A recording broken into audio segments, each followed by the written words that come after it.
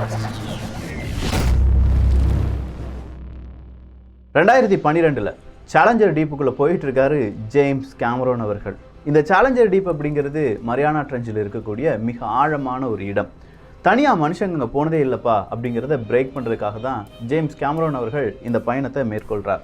அப்படி மேற்கொள்ளும் போது அதை சுற்றி என்னெல்லாம் இருக்குது, அதை எப்படி நம்ம புகைப்படம் எடுக்கலாம் அப்படின்னு சொல்லி ரொம்ப அழுத்தத்தை தாங்கக்கூடிய ஹை டெஃபினிஷன் கேமரா எல்லாமே இந்த ஜேம்ஸ் கேமரோன் அவர்கள் செல்லக்கூடிய அந்த ஒரு படகு இருக்குது பார்த்தீங்களா, அதை சுற்றி வைக்கப்படுது. அதை சுற்றி வைக்கும்போது ஒரு ஆம், அதாவது கம்ப்யூட்டர் ஆம் அப்படின்னு சொல்லலாம், இல்லாட்டி ஒரு ரோபோட் ஆம் அப்படின்னு சொல்லலாம், ஒரு கை மாதிரியான ஒரு அமைப்பும் அதிலே வைக்கப்படுகிறது. அந்த கை மாதிரியான ஒரு அமைப்பில் ஒரு வாட்ச், ரொம்ப ஜூம் பண்ணி பார்த்தோம்னா உண்மையிலேயே ஒரு வாட்ச் இருக்குது. என்னடா இவ்வளோ ஒரு பயணத்தில் ஒரு வாட்ச் இருக்கே அப்படின்னு சொல்லி அதிசயமாக நம்ம பார்க்கலாம். ஆனால் அந்த வாட்சினுடைய ஹிஸ்ட்ரியே அப்படி தான். அந்த வாட்சினுடைய நிறுவனம் எது தெரியுமா? ரோலெக்ஸ்.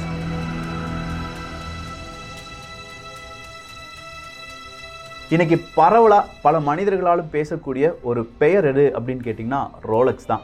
விக்ரம் படம் வந்ததுனால மட்டும் கிடையாது, எல்லா வாட்ச் லவர்ஸ் இல்லாட்டி உலகத்தில் இந்த விலை கூடின பொருளை நம்ம வாங்கணும் அப்படின்னு சொல்லும்போது முதல் 10 இடங்களில் வரக்கூடிய ஒரு பெயர் ரோலெக்ஸாக தான் இருக்கும். ஸோ இந்த ரோலெக்ஸ் அப்படிங்கிறதுக்கான வரலாறு என்ன, ரோலெக்ஸ் எப்படி மிக முக்கியமான இடத்தில் பல மனிதர்களுடைய ஆசை பொருளாக மாறியது, அதுக்கு பின்னாடி இருந்த உழைப்பு என்ன, அதுக்கு பின்னாடி இருந்த மார்க்கெட்டிங் ஸ்ட்ராட்டஜி என்ன, அது மட்டும் கிடையாது. இப்போ சூர்யா கதாபாத்திரத்தை ரோலெக்ஸ் அப்படின்னு சொல்லி வச்சுருக்காங்களே, அதுக்கும் இந்த வாட்சுக்கும் ஏதாவது சம்பந்தம் இருக்குமா? பல கேள்விகளுக்கான பதிலாக இந்த ஒரு பதிவு. அன்பு தமிழஞ்சங்களுக்கு தமிழ் பொக்கிஷத்தின் வணக்கங்கள்.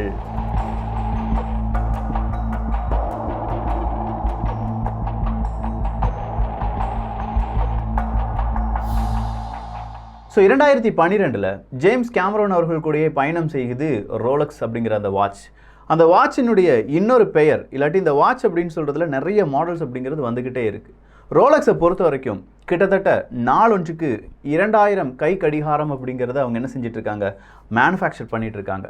வருடத்திற்கு 7,30,000 கடிகாரம் இல்லாட்டி வாட்ச் அப்படிங்கிறத, கை கடிகாரம் அப்படிங்கிறத அவங்க என்ன செஞ்சிட்ருக்காங்க, மார்க்கெட்டுக்கு அனுப்பிட்டுருக்காங்க. இதன் வழியாக இவங்களுக்கு கிடைக்கிற லாபம் மட்டுமே எவ்வளவு அப்படின்னு கேட்டிங்கன்னா சுமார் 54,000 கோடி ரூபாய் அப்படின்னு சொல்லலாம். இவ்வளோ பிரம்மாண்டமான ஒரு வாட்ச் சாம்ராஜ்யம் இல்லாட்டி ஒரு உலகம், தனியான ஒரு கை கடிகார உலகம் அப்படின்னு சொல்லலாம். இந்த ஒரு உலகத்தை கட்டமைப்பது அப்படிங்கிறது 1903 ஒரு நபருடைய கனவாக இருந்தது. ஆனால் அந்த கனவுக்கு பின்னாடி அவர் ஓடிக்கிட்டே இருக்கார். 2 வருடம் கிடைக்கிற வேலை எல்லாமே செய்கிறார். 1905 வருடம் அவரும் அவருடைய குடும்பத்தினுடைய வேறொரு உறுப்பினராக இருக்கக்கூடிய வேறொரு நபரும் சேர்ந்து ஒரு வாட்ச் கம்பெனியை தொடங்கலாமாப்பா அப்படிங்கிற ஒரு ஐடியா போடுறாங்க. அப்படி ஐடியா போட்ட அந்த நபருடைய பெயர் தான் ஹான்ஸ் வில்ஸ்டோர்ஃப் அப்படிங்கிறது. இந்த ஹான்ஸ் அவர்களும் அதே மாதிரி அவருடைய பிரதர் இன் லா அப்படின்னு சொல்லக்கூடிய ஆல்ஃபிரட் டேவிஸ் அவர்களும் சேர்ந்து தான் வாட்ச் கம்பெனியை தொடங்குறாங்க. அந்த வாட்ச் கம்பெனியுடைய பெயர் வில்ஸ்டோர்ஃப் டேவிஸ் அப்படிங்கிறது தான். ஸோ இந்த வில்ஸ்டோர்ஃப் டேவிஸ் அப்படிங்கிற இந்த பெயர் W&D என்று அழைக்கப்படுகிறது. இந்த வில்ஸ்டோர்ஃப் டேவிஸ் அப்படிங்கிற இந்த பெயரை பார்க்கும்போது இவருக்கு ஒரு நெருடல். இந்த பெயர் சரி கிடையாது, நம்ம வாட்ச் கம்பெனிக்கு நல்ல ஒரு பெயர் வைக்கணும், ஸோ என்ன பேர் வைக்கலாம் அப்படின்னு சொல்லி யோசிச்சுட்டே இருந்திருக்கார் மனுஷன். அப்படி யோசிச்சுட்டே இருக்கும்போது லண்டனில் இருக்கக்கூடிய ஒரு டபுள் டெக்கர் பஸ்ஸில் பயணம் செஞ்சுட்டே இருக்கார். நல்ல பயணம், தூரமான பயணம். திடீர்னு பார்த்தா அவருக்கு தூக்கம் வந்துடுது. தூக்கம் வந்தோடனே கொஞ்சம் தூங்கலாமே அப்படின்னு சொல்லி இந்த பெயரும் யோசிச்சுக்கிட்டே மனுஷன் தூங்குறார். அப்படி தூங்கும்போது யாரோ அவருடைய காதில் வந்துட்டு ரோலெக்ஸ் அப்படின்னு சொன்ன மாதிரி இருக்குது. இந்த ரோலெக்ஸ் அப்படிங்கிற பெயர் இவர் எப்படி பெயர் எதிர்பார்த்தார் அப்படின்னா, எந்த லாங்குவேஜ் பேசக்கூடிய நபர்களும் அந்த பெயரை உடனே சொல்ல வேண்டும். 5 இல்லாட்டி 6 எழுத்துக்குள்ளே இருக்கணும். லாங்குவேஜ் பேரியர் இருக்கக்கூடாது. அதே மாதிரி சொல்கிறதுக்கு ரொம்ப இலகுவாக இருக்க வேண்டும். எல்லோர் மனதிலும் பதியக்கூடியான ஒரு பெயராக இருக்க வேண்டும். அப்படின்னு யோசிச்சுட்டு இருந்தவர்களுடைய அவருடைய காதில் ரோலெக்ஸ் அப்படிங்கிற ஒரு வார்த்தை விழுகுது. ஏன் நம்முடைய வாட்ச் கம்பெனிக்கு இல்லாட்டி நம்ம புதிதாக தொடங்கக்கூடிய இல்லாட்டி இந்த வாட்ச் கம்பெனி நம்ம அப்கிரேட் பண்ணும்போது அதனுடைய பெயராக இதை ட்ரேட்மார்க்காக பதிவு பண்ணக்கூடாது அப்படின்னு சொல்லி ரோலெக்ஸ் அப்படிங்கிற பெயர் அவரால் செலக்ட் செய்யப்பட்டு ட்ரேட்மார்க்கில் பதிவு செய்யப்படுகிறது. இப்படித்தான் ரோலெக்ஸ் அப்படிங்கிற அந்த நிறுவனத்தினுடைய பெயர் வந்தது அப்படின்னு சொல்லலாம். ஸோ ஒரு கட்டத்தில் இவங்க செஞ்சுட்டு இருந்த அந்த கை கடிகாரம் எப்படி தெரியுமா, பல நாடுகளிடம் இருந்து அவங்க என்ன செய்வாங்க, இந்த மாதிரி வாட்சுக்கு மெக்கானிக் ஐட்டம்ஸ் எல்லாமே வாங்கிட்டு வந்து அதை அசம்பிள் பண்ணி இங்கே இருக்கக்கூடிய லண்டனில் இருக்கக்கூடிய கேஸில் அசம்பிள் பண்ணி அங்கே இருக்கக்கூடிய பல விதமான நிறுவனத்துக்கு கொடுப்பாங்க. இப்படி தான் செஞ்சுட்டு இருந்தாங்க. ஆனால் இவங்களுக்குள்ள ஒரு எண்ணம், இப்படிலாம் செஞ்சுட்டு இருந்தால் லாபம் கூடுதலாக கிடைக்காது, நாமளே என்ன செய்யணும், இந்த கை கடிகாரத்தை தயாரிக்க வேண்டும் அப்படின்னு சொல்லி பல நாடுகளிலிருந்து வாங்கக்கூடிய அந்த ரா மெட்டீரியல்ஸ்லாம் நிப்பாட்டிட்டு இவங்களே இந்த கை கடிகாரத்தை தயாரிக்க ஆரம்பிக்கிறாங்க. அப்படி தயாரிக்கும் போது இந்த ஹான்ஸ் வில்ஸ்டோர்ஃப் அப்படிங்கிற அவருடைய மனதில் இருக்கிறது ஒரே ஒரு விஷயம்தான், மனிதர்கள் இந்த வாட்சை பார்க்கும்போது இந்த வாட்சை மட்டும்தான் பார்க்கணும், அவ்வளோ அக்யூரேட்டாக இந்த கை கடிகாரம் அந்த நேரத்தை காண்பிக்க வேண்டும் அப்படின்னு நினைக்கிறார். ஒரு செகண்டு கூட, ஒரு மில்லி செகண்டு கூட அது மாற்றம் தெரிவிக்கக்கூடாது. யாருமே இந்த வாட்சை பார்த்தவர்கள் இவ்வளோ அழகாக இருக்கே அப்படின்னு சொல்கிறத விட இவ்வளோ அக்யூரேட்டாக இருக்கே அப்படின்னு தான் சொல்லணும்னு சொல்லி ஆசைப்படுகிறார். அதன்படியே அவருடைய கை கடிகாரம் அப்படிங்கிறது அங்கே தயாரிக்கப்படுகிறது. அப்படி தயாரிக்கப்படுறது மட்டும் கிடையாது, இந்த அக்யூரசி அப்படிங்கிறதும் கரெக்டான நேரத்தில் எவ்வளவு பெரிய டெம்பரேச்சர் இருந்தாலும் சரி, இல்லாட்டி எவ்வளோ ப்ரெஷர் இருந்தாலும் சரி, இந்த வாட்ச் கரெக்டான டைமை காண்பிக்கும் அப்படிங்கிற ஒரு சர்டிஃபிகேஷனை பெறுகிறார். இந்த சர்டிஃபிகேஷன் அவருக்கு கிடைக்கிறது 1910 வருடம் தான். ஸ்விஸ் சர்டிஃபிகேட் ஆஃப் குரோனோமெட்ரிக் ப்ரிசிஷன் அப்படிங்கிறது தான் அந்த சர்டிஃபிகேட். ஸோ இந்த குரோனோமெட்ரிக் ப்ரிசிஷனில் மிக முக்கியமான சர்டிஃபிகேட் இவருக்கு கிடைச்சிருச்சு. ஆனால் அதன் பிறகு மறுபடியும் அவருக்கு இன்னொரு சர்டிஃபிகேட் கிடைக்குது 1914 வருடம். கியூ லெபார்டரி அப்படிங்கிற அமைப்பு கொடுக்கிறது. ஸோ இந்த கிளாஸ் ஏ சர்டிஃபிகேட் கிடைச்ச உடனே எல்லா மனிதர்களுடைய பார்வையும் இந்த ரோலெக்ஸ் பக்கமாக திரும்புது. சொல்லப்போனால் பெரிய பெரிய படை, அதாவது கப்பற்படையில் இருக்கக்கூடிய அந்த கடிகாரங்களில் மட்டும்தான் இவ்வளோ அக்யூரேட்டான டைமை பார்க்க முடியுமா? ஸோ அதுக்கு பிறகு ஒரு மனிதர்களுடைய கையில் கட்டக்கூடிய கடிகாரத்தில் இவ்வளோ அக்யூரஸியான ஒரு டைம் பார்க்க முடியுது அப்படின்னு சொல்லி எல்லா செல்வந்தர்கள் மத்தியிலும் இது ஒரு பேசு பொருளாக மாறுது. 1914 இப்படிலாம் சர்டிஃபிகேட் கிடைச்சாலும் முதல் உலகப்போர். இந்த முதல் உலகப்போரில் இங்கிலாந்து அப்படிங்கிற இந்த நாடு பெரிய அளவில் ஈடுபட்டு இருக்காங்க. ஸோ இவங்களால லண்டன்லேருந்து ஆப்ரேட் பண்ண முடியலை. ஏன்னா இவங்க வாட்சுக்கு தேவையான ஸ்டீலாக இருக்கட்டும், கோல்டாக இருக்கட்டும், இது எல்லாமே பல நேரத்தில் பலவிதமான வரி அப்படிங்கிறதை அதிகமாக செலுத்த வேண்டும். கிட்டத்தட்ட 33% எக்ஸ்ட்ராவாக டேக்ஸ் கட்ட வேண்டும் அப்படிங்கிற ஒரு அறிவிப்பு வருது. ஸோ வேறு வழியே இல்லாமல் லண்டனை காலி பண்ணிவிட்டு நேராக எங்கே போகிறாரு? சுவிஸுக்கு போகிறார், சுவிட்சர்லாந்துக்கு போகிறார். சுவிட்சர்லாந்தில் போய் அவரும் அங்கே தங்கி விடுகிறார். அங்கே இந்த நிறுவனம் அப்படிங்கிறதும், அதாவது ரோலெக்ஸ் அப்படிங்கிற ஒரு நிறுவனத்தினுடைய பெயரும் பதிவு செய்யப்படுகிறது. முதல் முறையாக இந்த ரோலெக்ஸ் அப்படிங்கிற நிறுவனம் பதிவு செய்யப்படும் போது அதனுடைய பெயர் மான்ட்ரஸ் ரோலெக்ஸ் எஸ்ஏ அப்படிங்கிறது தான். அதன் பிறகு ரோலெக்ஸ் எஸ்ஏ அப்படின்னு சொல்லி மாற்றப்படுகிறது. இப்படி ரோலெக்ஸ் எஸ்ஏ அப்படிங்கிறது ஜெனிவால செட்டிலான ஹான்ஸ் வில்ஸ்டோர்ஃப் அப்படிங்கிற ஒரு வழியாக அங்கே உறுதியாக மிகப்பெரிய ஒரு நிறுவனமாக மாறுகிறது. இப்போ சுவிட்சர்லாந்துலேருந்து ஆப்ரேட் செய்யக்கூடிய இந்த வாட்ச் இப்போ நம்ம எங்கே வந்துட்டோம் அப்படின்னு பார்த்தீங்கன்னா 1919க்கு வந்துட்டோம். இந்த வாட்ச் அப்படிங்கிறது இப்படியே போயிட்டே இருந்தால் சரி கிடையாது, அடுத்ததாக என்ன செய்ய வேண்டும் அப்படின்னு சொல்லி யோசிக்க ஆரம்பிக்கிறார் ஹான்ஸ் அவர்கள். கிட்டத்தட்ட 1905 தொடங்கப்பட்ட இந்த நிறுவனம் 1926 மிக முக்கியமான ஒரு கண்டுபிடிப்பை கண்டுபிடிக்கிறாங்க. அவங்களுடைய கண்டுபிடிப்பின்படி ஒரு வாட்ச் அப்படிங்கிறத நம்ம என்ன செய்யலாம், டஸ்ட்டு போகாத மாதிரியும் அதே மாதிரி வாட்டர் ப்ரூஃபாகவும் செய்யலாம் அப்படிங்கிறத கண்டுபிடிக்கிறாங்க. ஸோ டஸ்ட் அண்ட் வாட்டர் இது என்ன ஒரு வாட்சை அவ்வளோ பெரிய பாதிப்புக்கு உட்படுத்துகிறது அப்படிங்கிறத பல வருடமாக இந்த ஹான்ஸ் அப்படிங்கிறவர் நுணுக்கமாக படிச்சுட்டு வரார். சின்ன ஒரு டஸ்ட் வந்தாலும் அந்த டைம், அந்த கடிகார முள் அப்படிங்கிறது ஓடுறதுல சின்ன ஏதாவது பிழை வந்துவிடும். ஸோ டைமை அக்யூரேட்டாக அவங்களால பார்க்க முடியாது. ஸோ டஸ்ட் உள்ளே வரக்கூடாது. அதே மாதிரி தண்ணீர் அப்படிங்கிறது நம்ம வெயிலில், மழையில் இதெல்லாம் நடந்து போயிட்டு இருக்கும்போது தண்ணீர் அப்படிங்கிறது உள்ளே வாட்சுக்குள்ளே வந்தாலும் அது பெரிய ஒரு பிரச்சனையாக மாறும். வாட்டர் ரெசிஸ்டன்ட் வாட்சை உருவாக்க வேண்டும் அப்படிங்கிற முனைப்புடன் செயல்பட்டவர்கள் 1926 கண்டுபிடிக்கிறாங்க. அப்படி கண்டுபிடிச்சது மட்டும் கிடையாது, அதற்கு ஒரு பெயர் போடுறாங்க, ஓய்ஸ்டர் அப்படிங்கிறது தான். இப்படி கண்டுபிடிச்சிட்டாங்க. ஆனால் இதை மக்கள் மனதில் விதைக்க வேண்டும். என்ன தெரியுமா செய்கிறாரு? ரொம்பவே ஃபேமஸாக இருக்கக்கூடிய அனைத்து கடைகளிலும் அக்யூரியத்தை கொண்டு இறக்குறார் மனுஷன். அந்த அக்யூரியத்துக்குள்ளே இந்த ஓய்ஸ்டர் அப்படிங்கிற ஒரு வாட்சை உள்ளே போட்டு அதை மார்க்கெட்டிங் பண்ணுறார். ஸோ பார்க்கக்கூடிய மனிதர்கள் எல்லாமே அக்யூரியத்தை பார்த்தவங்க அப்படியே கீழே பார்க்குறாங்க, ஒரு வாட்ச் இருக்குது. பார்க்கக்கூடிய மனிதர்களுக்கு அதிசயம், என்னடா வாட்சை தண்ணிக்குள்ளே போட முடியுமா? ஸோ இந்த மாதிரியும் வாட்ச் இருக்கா அப்படின்னு சொல்லி எல்லாருமே இந்த ரோலெக்ஸ் வாட்சை எதிர்பார்க்குறாங்க. ஆனால் இது இத்தோடி மட்டும் இருக்கக்கூடாது, உலகம் முழுவதும் பரவ வேண்டும் அப்படிங்கிறதுக்காக அடுத்த ஒரு மார்க்கெட்டிங் ஸ்ட்ராட்டஜியை யோசிக்கிறார் இந்த ஹான்ஸ் அவர்கள். அது என்ன தெரியுமா? மெர்சடிஸ் கிளைட்ஸ் அப்படிங்கிற ஒரு ஸ்விம்மர் இருந்தாங்க. இந்த மெர்சடிஸ் கிளைட்ஸ் அப்படிங்கிறவங்க அவங்களுடைய ஒரு ஸ்விம் காம்படிஷன் இல்லாட்டி பெரிய அளவு இங்கிலீஷ் சேனல் அப்படிங்கிற இடத்தை நீந்தி கடக்க வேண்டும் அப்படிங்கிற ஒரு முனைப்புடன் செயல்படுகிறார்கள்.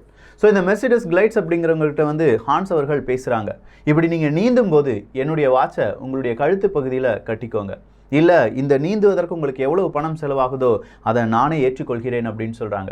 இந்த மெர்சடிஸ் கிளைட்ஸ் அவர்களுக்கும் நல்ல ஒரு வாய்ப்பாக இருக்குது, ஒரு வாட்ச் தானே அப்படின்னு சொல்கிறாங்க. ஆனால் பார்க்கக்கூடிய இல்லாட்டி இதை கேள்விப்படக்கூடிய பல மனிதர்களும் என்ன சொல்கிறாங்கன்னா, ஹான்ஸுக்கு என்ன பைத்தியம் பிடிச்சிருச்சா? சப்போஸ் 10 மணி நேரம் இந்த ட்ராவல் இருக்க போகுது, இந்த 10 மணி நேரத்தில் பனிக்கட்டிகள் இல்லாட்டி ரொம்ப ஆழமான பகுதி இப்படிலாம் நிறைய இடத்துல போக வேண்டியதாக இருக்கும். அதுவும் அலை அப்படிங்கிறது எதிர் திசையிலேருந்து வீசும். இப்படிலாம் இருக்கும்போது அந்த வாட்சுக்குள்ளே தண்ணீர் போயிருச்சுன்னா கண்டிப்பாக இந்த ரோலக்ஸ் அப்படிங்கிற நிறுவனத்தை மக்கள் வெறுத்து விடுவார்கள். அக்வேரியத்தில் போட்டோமா, சும்மா ஒரு கிமிக் பண்ணோமா, அப்படியே விற்பனை செய்தோமா அப்படின்னு இல்லாமல் ஏன் இப்படிலாம் இறங்குறார் அப்படின்னு சொல்லி அசால்ட்டாக பேசிகிட்டு இருந்தாங்க. அப்படி பேசிகிட்டு இருக்கிற இந்த வார்த்தைகள் எல்லாத்தையுமே கேட்டுட்டு இருக்கார் ஹான்ஸ். ஆனால் ஹான்ஸுக்கு ரோலக்ஸ் மீது மிகப்பெரிய நம்பிக்கை இருந்துச்சு. ரோலக்ஸ் அப்படிங்கிற அந்த தயாரிப்பு என்னுடைய கனவு, அந்த கனவுல சின்ன ஒரு பிசகு கூட இல்லை அப்படின்னு சொல்லி அவர் நம்பினார். அதே மாதிரி இந்த மெர்சிடிஸ் கிளைட்ஸ் அப்படிங்கிறவங்க ஸ்விம் பண்ணுறாங்க, இங்கிலீஷ் சேனலில் ஸ்விம் பண்ணுறாங்க 10 மணி நேரம். கடைசியாக அவங்க கிட்ட இருக்கக்கூடிய அந்த வாட்ச் எடுத்து வெளியில் காண்பிக்கிறாங்க. ஒரு சொட்டு தண்ணீர் கூட அந்த வாட்சுக்குள்ளே போகலையா. ஸோ இந்த ஆயிஸ்டர் அப்படிங்கிற இந்த வாட்ச் மிகவும் பிரபலம் அடைகிறது. சொல்லப்போனால் எல்லாருமே ஆயிஸ்டர் வாட்சை வாங்கணும் அப்படின்னு சொல்லி ரோலக்ஸில் இருக்கக்கூடிய ஆயிஸ்டர் அப்படிங்கிற அந்த மாடலுக்காக காத்துட்ருக்காங்க. இது நடந்தது 1927. அடுத்ததான் 4 வருஷம் மறுபடியும் ரோலக்ஸ் அடிக்க யாருமே கிடையாது. ஆயிஸ்டர்ஸ் அப்படிங்கிற வாட்ச் மிக பிரபலமாக இருந்துட்டு இருக்கும்போது அந்த காலகட்டத்தில் வாட்ச்லாம் எப்படி இருக்கும்னா, நம்ம கீ கொடுக்கணும். எப்போ பார்த்தாலும் நம்ம கீ கொடுத்தா தான் அந்த வாட்ச் என்ன செய்யும், இயங்கும். அப்போல்லாம் பேட்டரி போட்டு ஆப்ரேட் பண்ணக்கூடிய வாட்ச் கிடையாது. ஆனால் 1931 மறுபடியும் இந்த ரோலக்ஸ் நிறுவனம், ஹான்ஸ் அவர்கள் அடுத்த கண்டுபிடிப்புடன் வராங்க. அது என்ன கண்டுபிடிப்பு தெரியுமா? நீங்கள் கீ கொடுக்க வேண்டாம், நீங்கள் கையில் வாட்சை மட்டும் கேட்டுனா போதும், உங்களுடைய அசைவுகளை வைத்து அது என்ன செஞ்சிடும், தன்னைத்தானே புதுப்பித்து இல்லாட்டி தன்னைத்தானே கீ கொடுத்து ரன் ஆகும் அப்படிங்கிற ஆட்டோமேட்டிக் வாட்ச் அப்படிங்கிறத கண்டுபிடிக்கிறாங்க. இந்த ஆட்டோமேட்டிக் வாட்ச் அப்படிங்கிற இந்த பெயரை கேட்கும்போதே பலருக்கும் ஒரு அதிசயமாக இருக்குது. அது எப்படி சாத்தியம்? நம்ம கை அசைச்சா போதுமா, வாட்ச் ஓடுமா அப்படின்லாம் பல கேள்விகள் வருகிறது. ஆனால் இந்த கேள்விகளுக்கு மத்தியில் ப்ராடக்டாக அவர் இன்ட்ரடியூஸ் பண்ணும்போது அதற்கு ஆயிஸ்டர்ஸ் அப்படிங்கிற அந்த பெயருடன் சேர்த்து பெர்பச்சுவல் அப்படிங்கிற அந்த வார்த்தையும் சேர்த்து கொள்கிறார். ஸோ ஆயிஸ்டர் பெர்பச்சுவல் அப்படின்னு சொல்லும்போது தண்ணீர் புகாமல் இல்லாட்டி எந்த விதமான தூசியும் புகாமல் செல்ஃபாக வைண்டிங் பண்ணிக்கிடக்கூடிய ஒரு வாட்ச், ஆட்டோமேட்டிக் வாட்ச் அப்படின்னு சொல்லும்போது மறுபடியும் ஆயிஸ்டர்ஸுக்கு எந்த அளவு ஒரு மார்க்கெட்டிங் இல்லாட்டி பெரிய சக்ஸஸ் கிடைச்சிச்சோ அதே மாதிரி இந்த ஆயிஸ்டர் பெர்பச்சுவல் அப்படிங்கிற இந்த வாட்சுக்கும் பெரிய அளவு வரவேற்பு அப்படிங்கிறது கிடைக்குது. இந்த பெரிய வரவேற்பை இத்தோடி நிப்பாட்டிக்கிட்டாரா அப்படின்னு பார்த்தா இல்லை. மறுபடியும் அவருக்கு என்ன தோணுது, இன்னும் பெருசா ஏதோ சாதிக்கணும், எல்லா மனிதர்களும் இந்த ஒரு வாட்சை தான் வாங்கணும் அப்படின்னு சொல்லி நினைக்கிறாரு. ஆனால் இப்போ நம்ம பார்த்தது எல்லாமே என்விரான்மெண்ட் பேஸ்டாக மட்டுமே இருக்கக்கூடிய வாட்ச். ஸோ இதே மாதிரி அடுத்த என்விரான்மெண்ட்டை தேடி போகிறார். மலை உச்சியில் ஏறக்கூடிய மனிதர்கள் இருந்தாங்கன்னா அவங்க நம்ம வாட்சை தான்ப்பா வாங்கணும் அப்படின்னு சொல்லி நினைக்கிறார். இதுக்காக அவர் தேர்ந்தெடுத்த சிகரம் எது தெரியுமா? எவரெஸ்ட். எவரெஸ்ட்டுக்கு 2 நபர்கள் ஏற போகிறாங்கப்பா அப்படிங்கிற இன்ஃபர்மேஷன் இவருக்கு காதில் வருது. இவர் காதில் வந்த உடனே அந்த 2 நபர்களை சந்திக்கிறார். சந்திக்கும் போது இவர் சொல்கிறார், நீங்கள் எவரெஸ்ட்டை ஏறினாலும் சரி இறங்கினாலும் சரி என்னுடைய வாட்சை போட்டுட்டு ஏறுங்க அப்படின்னு சொல்கிறார். அதுக்கான செலவு, பாதி செலவு யார் ஏற்றுக்கொள்கிறார்? இந்த ஹான்ஸ் அப்படிங்கிறவர் ஏற்றுக்கொள்கிறார். இது நடப்பது 1933 வருடம். ஸோ 1933 வருடத்தில் கிட்டத்தட்ட 33,000 ஃபீட்டு உயரம் இருக்கக்கூடிய எவரெஸ்ட்டை அந்த சிகரத்தினுடைய உச்சியில் அடைகிறார்கள் 2 நபர்கள். அதில் ஒரு நபர் கட்டியிருப்பது ரோலக்ஸ் வாட்ச். இது மறுபடியும் ஒரு பிரம்மாண்ட மார்க்கெட்டாக மாறுது. ஸோ தண்ணிக்குள்ளே போடலாம், வாட்டர் ரெசிஸ்டண்டாக இருக்குது, அதே மாதிரி டஸ்ட் ப்ரூஃபாக இருக்குது. இப்போ பெரிய உயரத்தில் நீங்கள் ஏற போகிறீங்களா, உங்களுக்கான வாட்ச் அப்படின்னு சொல்லி இதே ரோலக்ஸ் வாட்ச் மிகப்பெரிய அளவில் பேசப்படுகிறது. ஆனால் 1935 சார் மால்கம் கேம்பல் அப்படிங்கிறவர் என்ன செய்கிறாருன்னா ரொம்ப ஸ்பீடாக ஒரு வாகனத்தை ஓட்டுறார். அதாவது நிலத்தில் அவ்வளவு ஸ்பீடாக, நான் சொல்கிறது 1935 276 மைல்ஸ் பெர் ஹவர் ஸ்பீடாக ஒரு வாகனத்தை ஓட்டுகிறார். அப்படி அந்த வாகனத்தை நீங்கள் ஓட்டும்போது உங்களுடைய கையில் இந்த ரோலக்ஸ் வாட்ச் இருக்கணும் அப்படின்னு சொல்லப்படுகிறது. அது ஒரு மார்க்கெட்டிங் ஸ்ட்ராட்டஜியாக பயன்படுத்துகிறாரு.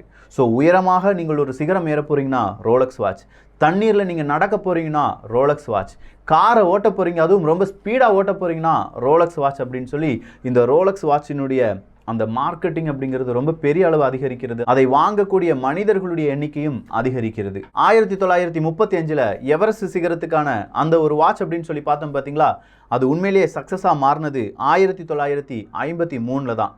ஸோ அந்த 1953 இந்த ரோலக்ஸ் வாட்சினுடைய அடுத்த மாடலாக இருக்கக்கூடிய எக்ஸ்ப்ளோரர் அப்படிங்கிற வாட்ச் ரிலீஸ் செய்யப்படுகிறது. ஸோ 1953 எக்ஸ்ப்ளோரர் வாட்ச் அறியப்பட்ட பிறகு இப்போ எல்லாருமே ரொம்ப உயரமாக இருக்கிறது மவுண்ட் எவரெஸ்ட் மட்டும் கிடையாது, வானத்துலலாம் நிறைய பேர் பறக்கிறாங்களேப்பா, குறிப்பாக சொல்லப்போனால் கண்டம் விட்டு கண்டம் செல்லக்கூடிய விமானங்கள் எல்லாமே வந்துருச்சு அப்படின்னா அந்த விமான பயணிகளுக்கான ஏதாவது இல்லாட்டி அந்த விமான ஓட்டிகளுக்கான ஏதாவது ஒரு வாட்ச் இருக்கா அப்படிங்கிற மாதிரி தேட ஆரம்பிக்கிறாங்க. நிறைய விமானிகளுடைய கையில் பலதரப்பட்ட கை கடிகாரம் இருக்கும்போது ஹான்ஸ் அவர்கள் நினைக்கிறாங்க, இதை இப்படியே விட்டா போதாது, நம்ம வாட்ச் தான் விமானிகளுடைய கையில் இருக்கணும்.